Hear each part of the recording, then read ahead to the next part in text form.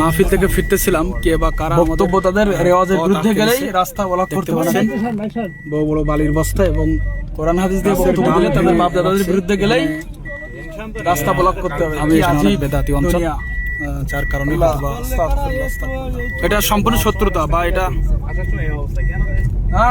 এটা অন্যায় বা এটা এইমাত্র ভেঙে রাখছে ষড়যন্ত্র। তুমি দেখছো যে মানে কাছাকাছি এটা নাকি 90% মুসলিমের দেশ। আস্তাগফিরুল্লাহ। আমি একজন আলেম, আমার গাড়ি এভাবে বন্ধ করার কোনো প্রশ্নই ওঠে না।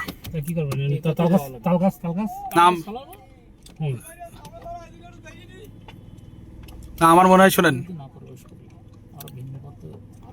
আপনি ইয়ে করেন আপনি না না না যাওয়ার দরকার নেই। সামনে কি রাস্তা ভালো? এই মুজাদ্দিদ ভাই, মুজাদ্দিদ ভাই, সামনে কি রাস্তা ভালো? ভালোই তো, আমি তো দেখি মানে এমনি খোয়া দেওয়া, কিন্তু এমনি পিছে লোকজন থাকার সমস্যা নেই। রোড তো একটু সামনে। না না এভাবে যাওয়ার দরকার নেই। ওদের লোকজন ডাকেন। কি এটা কিসের জন্য? মাহফিলের লোকজনকে ডাকেন প্রয়োজনে।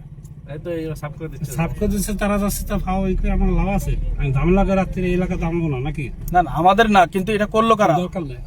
সামনে তো সামনে তো আপনার তাল গাছ, এরা তো সহায় দিতে আছে, আপনার ফাওয়াই করে লাভ আছে? বেদাতি মানেই ভণ্ড। আল্লাহ,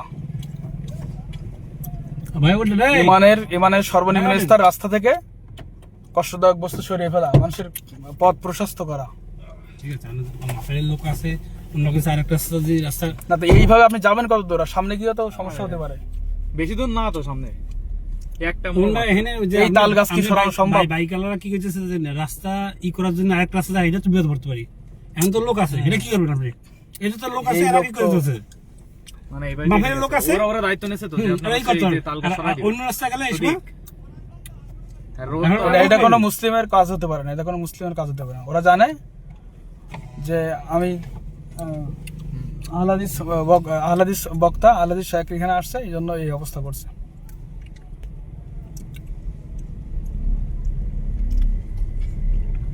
এখানে তো একজন ব্যক্তি তো উঠে আসলো বক্তব্য শুনতে শুনতে।